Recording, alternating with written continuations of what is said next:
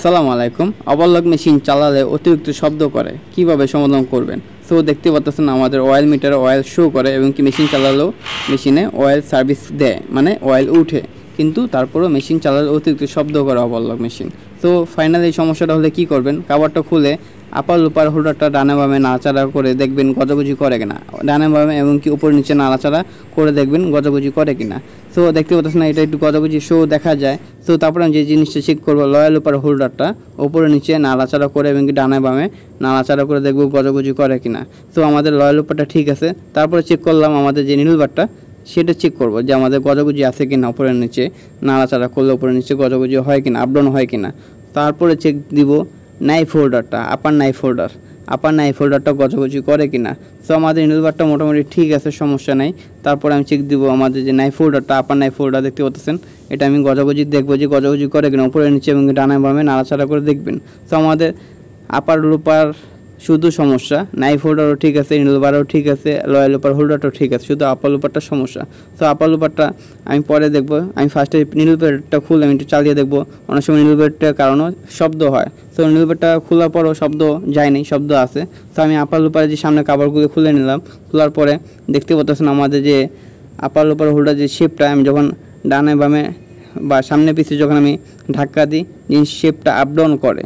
So সমস্যাটা আমি ভালো মতো বুঝাতে পারবো না, যার কারণে আমি নিচে যে অয়েল ট্যাঙ্কিটা খুলে নিলাম।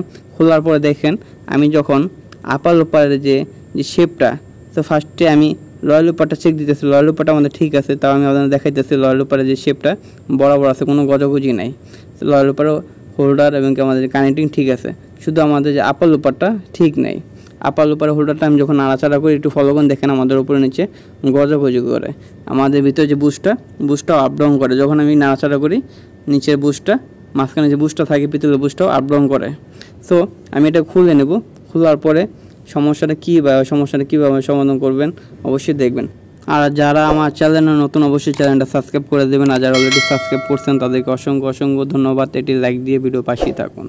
সো দেখতে পাচ্ছেন আপার লোপারে যে হোল্ডারটা, আমি উপরে যে হোল্ডারটা আমি খুলে নিলাম। খোলার পরে যে শেপটা বাই করব। শেপের নিচে একটা নাট আছে, অবশ্যই 7 নম্বর ডালি নাট থাকে, এটা 7 নম্বরে, অনেক সময় 6 নম্বরও থাকে। তো এটা খোলার পর দেখতে পাচ্ছেন আমাদের পিতলের বুশটা অটোমেটিক নিচে পড়ে যায়। কিন্তু নিচে পড়ে যাওয়ার কথা না, পিতল যে বুশটা বডির সাথে ফিক্সড হয়ে থাকবে, মানে জ্যাম হয়ে থাকবে। তো এটা আমার খুলে গেছে অটোমেটিক। তো এটা কারণে মনে হলো শব্দটা হতে পারে, বা যেটা কারণে সমস্যাটা। তো আমি শেপটা খুলে নেব। শেপটা খুলে আপনাদেরকে দেখাবো সমস্যাটা কী বা কীভাবে সমাধান করবেন। সো দেখতে পাচ্ছেন আমাদের শেপটা আমি খুলে নিলাম। শেপের অবশ্যই মনে রাখবেন, এক প্রান্তে স্ক্রু অন্যরকম থাকে, আর অন্য পাতে যে সাইডটা, দুটো সাইডে সেম না, নিচের সাইডটা আর ওপর সাইডটা সেম না। তো অবশ্যই ওপর হচ্ছে যে সাইডটা মার্ক করা থাকে। সো দেখতে পাচ্ছেন কয়টা অসার থাকে, 2টা 3টা 4টা 5টা অসার না, 4টা অসার, এবং মাঝখানে যে অসারটার মধ্যে ব্যারিং সিস্টেমটা দেওয়ার কারণ হলো, যখন আমাদের আপার লোপারটা যখন ডানে বামে উপর নিচে হয়, যাতে ব্যারিংটা মুভিং করতে পারে ইজিভাবে, জিনিসটা খেলে, যার কারণে ব্যারিংটা দেওয়া হয়। সো সমস্যাটা কী তাহলে, সমস্যাটা কীভাবে সমাধান করবেন? আমাদের যে বুশটা দেখতে পাচ্ছেন, বুশটা অতিরিক্ত খেয়ে গেছে। আমাদের যে পিতলের যে বুশটা, আমাদের যে শেপ বা আমাদের যে বডি বা যে মেশিনের যে হোলটা আছে, হোলটার ভিতরে যখন আমি ঢুকাই, দেখতে পাচ্ছেন অতিরিক্ত গজাগজি করে। তো এটাকে আমি যদি রিফিট করলে এটা থাকবে না। আমি যদি পাম্পস করে দিই বা এটাকে জ্যাম করে দিই বা সুপারগুলোর সাহায্যে লাগাই জায়গাটা, তাহলে আমাদের এই জিনিসটা সমাধান হবে না। তো আশেপাশে কোনো ওয়ার্কশপও নাই যে আমি ওয়ার্কশপ থেকে কাজটা করাবো। দেখতে পাচ্ছেন বডির মধ্যে অলরেডি মার্ক করা হয়েছে। আগে হয়তো কোনো মেকানিক ভাইরা কাজ করছে, যার কারণে হয়তো পাম্পস করে দিয়েছে জিনিসটা, বুশটা জাম করা বা বুশটা যাতে জাম থাকে, যাতে জ্যাম করে লাগানো যায়। সো জিনিসটা উনি আগেও ট্রাই করছে, কিন্তু সমস্যাটা সমাধান হয়নি। কদিন চলার পর আবার সেম সমস্যাটা হয়েছে। তো এই জিনিসটা আমি অন্য তরিকায় কাজটা করব। তো আমাদের পাশে কোনো ওয়ার্কশপও নেই। ওয়ার্কশপ থাকলে আমি বুশটা নতুন করে তৈরি করে বা নতুন একটা বুশ বানিয়ে আনতাম। আমাদের আশেপাশে কোনো ওয়ার্কশপ নাই। তো আমি জিনিসটা ভিন্ন তরিকা সিস্টেম করবো বা ভিন্নটা তরিকাভাবে সমস্যাটা সমাধান করব। তো যে অসারটা দেখতে পাচ্ছেন, ফার্স্টে 2টা ছোটো অসার থাকে। তো অসারটা যখন বুশের মাঝখানে থাকে, আমি জিনিসটা ফলো করলাম, যখন অসারটার উপরে যখন প্রেশার পড়লে অসারটা বুশকে ধাক্কা দেয়, এবং অসারটা সহ যে অসারটা আছে, মানে যে অসারটা আছে আর কি, অসারটা নিচে পড়ে যায়, মানে নিচে নেমে যায়। যার কারণে আমাদের গজাগজিটা শুরু করে। তো আমি অসারটা কি করব, অসারটা পরিবর্তে সেম অন্য একটা অসার লাগাবো, বা একটু বড় সাইজের একটা অসার লাগাবো, বা বড় সাইজের যদি লাগাই তাহলে আমার সেই সমস্যাটার সমাধান হতে পারে। দেখতে পাচ্ছেন অসারটা যখন আমি আঙ্গুল দিয়ে যাতা দিই নিচের দিকে ঢুকে যায় বা নিচের দিকে চলে যায়। তো সেম আমি একটা অসার বড় সাইজের একটা অসার নিয়ে নিছি। আমাদের আগে দুটো ছোটো অসার ছিল, তো সেম যে অসারটা হাইটের সেম হাইটের বড় একটা অসার, সিঙ্গেল একটা অসার নিয়েছি।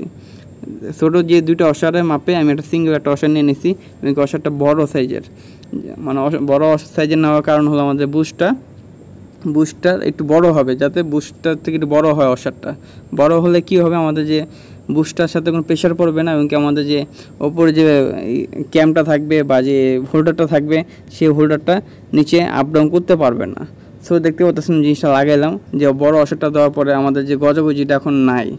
আমি নিচে নাটটা লাগাইছি, সব কিছু কমপ্লিট করার পরে আমি এখন দেখাইতেছি, দেখেন একটু নিচে নাটটা লাগাই নেই।